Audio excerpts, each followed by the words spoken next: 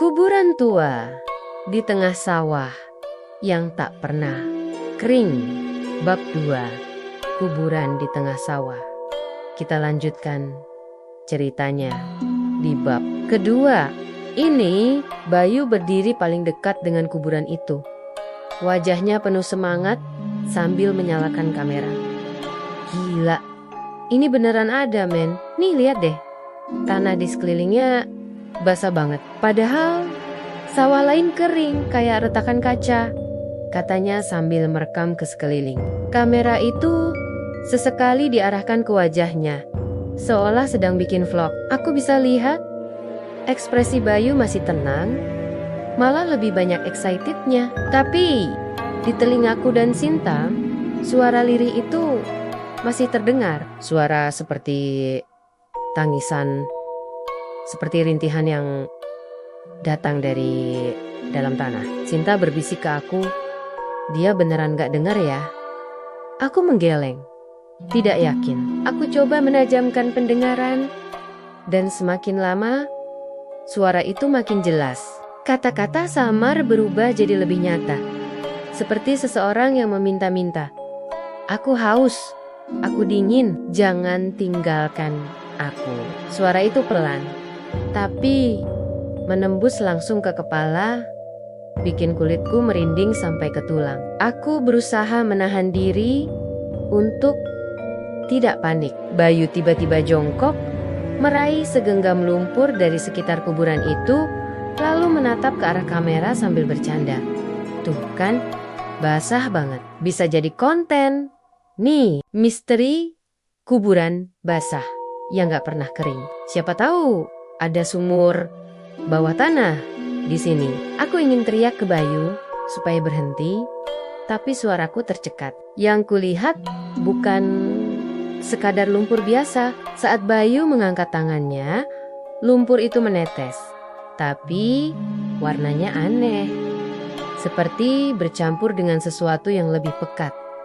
Merah gelap, mirip darah. Aku terpaku.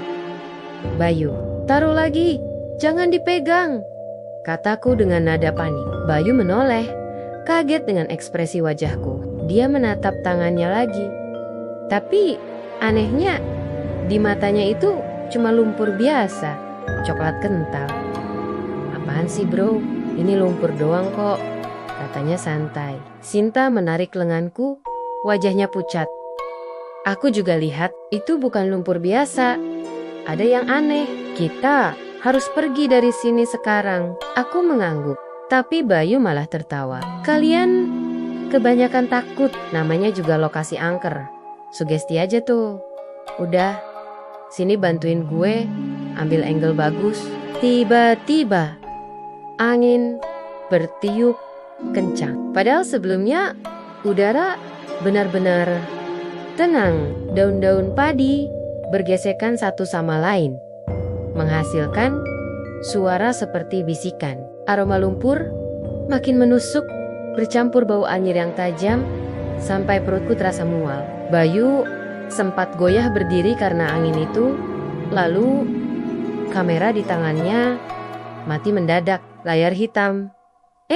Kok mati sih? Padahal tadi masih full battery, gumamnya kesal sambil mencoba menyalakannya lagi. Kamera itu tidak bereaksi.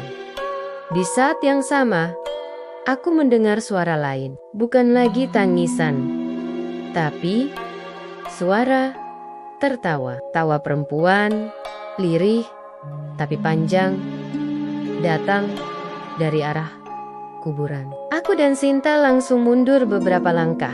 Bayu masih sibuk dengan kameranya, seperti tidak mendengar apapun. Aku akhirnya berteriak, "Bayu, serius, kita harus pergi sekarang." Bayu mendongak, menatap kami dengan alis terangkat.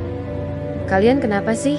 Baru juga mulai udah takut." Dia belum sempat melanjutkan ucapannya ketika tiba-tiba lumpur di sekitar kuburan itu mengeluarkan gelembung-gelembung kecil. Blub blub blub, seperti air mendidih. Dari gundukan tanah itu keluar bau busuk yang jauh lebih tajam, seperti bangkai yang sudah lama terkubur. Aku spontan menutup hidung, dan Sinta hampir muntah di tempat. Bayu, lihat, aku menunjuk ke arah kuburan itu. Akhirnya, Bayu juga melihatnya. Ekspresinya yang tadinya santai berubah jadi bingung. Lumpur yang basah itu tiba-tiba bergerak, seperti ada sesuatu di bawah tanah yang ingin keluar. Gundukan tanah bergetar pelan, lalu terdengar suara keras, seperti suara orang menggaruk papan kayu dari bawah tanah. Krik, krik.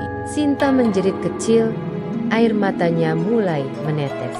Aku nggak mau di sini.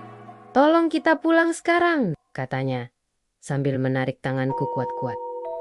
Aku benar-benar bimbang antara ingin langsung lari atau memastikan apa yang sebenarnya terjadi di depan mataku. Bayu tampak kaget, tapi anehnya kakinya tidak bisa bergerak. Dia berdiri terpaku, tatapannya kosong menatap ke arah nisan yang miring itu. Dia manggil aku, gumam, Bayu, lirih. Aku langsung panik. Apa maksudnya manggil kamu? Jangan bercanda, Bayu. Ayo pergi. Tapi Bayu tidak menjawab. Matanya sayu, seperti kehilangan kesadaran. Langkahnya pelan mendekati kuburan. Meski tanah di sekitarnya makin becek, makin dalam. Setiap kali ia melangkah, kakinya makin tenggelam. Aku dan Sinta berusaha menahannya, tapi tubuhnya seperti lebih berat dari biasanya. Di tengah kepanikan itu, aku jelas mendengar suara perempuan berbisik di telingaku. Biar dia tinggal di sini, temanilah aku. Suara itu begitu dekat, sampai aku bisa merasakan hembusan dinginnya di leherku. Aku langsung menoleh spontan, tapi tidak ada siapa-siapa. Yang ada hanya hamparan sawah kosong dengan kabut tipis yang makin menebal. Aku tahu, kalau kami tidak segera menarik Bayu, dia akan benar-benar tenggelam di kuburan itu. Aku dan Sinta mengerahkan tenaga, menarik tangannya sekuat-kuatnya. Bayu sadar, jangan ikutin suara itu, teriakku keras. Bayu meronta, wajahnya kosong, matanya merah seperti bukan dirinya lagi. Aku nyaris putus asa sampai akhirnya, entah dari mana, terdengar suara nenek tua yang kami temui semalam. Cepat tinggalkan tempat itu. Sekarang juga. Aku menoleh, dan samar-samar terlihat nenek itu berdiri di ujung jalan setapak, menggenggam tongkat kayu. Suaranya menggema lebih keras daripada angin yang berhembus.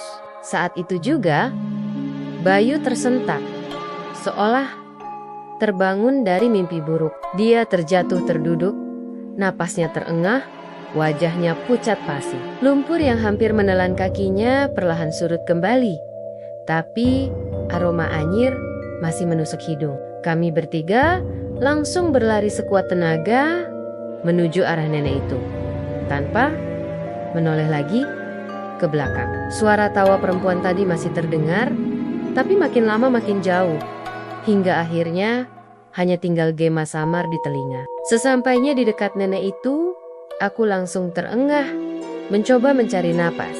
Sinta menangis terseduh-seduh, sementara Bayu terdiam, tatapannya kosong, seperti masih terjebak dalam sesuatu. Nenek itu menatap kami dengan tajam. Aku sudah bilang, jangan datang ke sini malam-malam. Kuburan itu bukan kuburan biasa. Ada yang minta ditemani, ada yang minta dibawa pergi. Kalian hampir jadi korban berikutnya. Aku menelan ludah, mencoba memahami kata-kata nenek itu. Jantungku masih berdebar kencang, tubuhku gemetar hebat. Untuk pertama kalinya aku benar-benar yakin bahwa legenda kuburan tua di sawah yang tak pernah kering itu bukan sekadar cerita kosong. Saksikan kisah berikutnya di bab selanjutnya.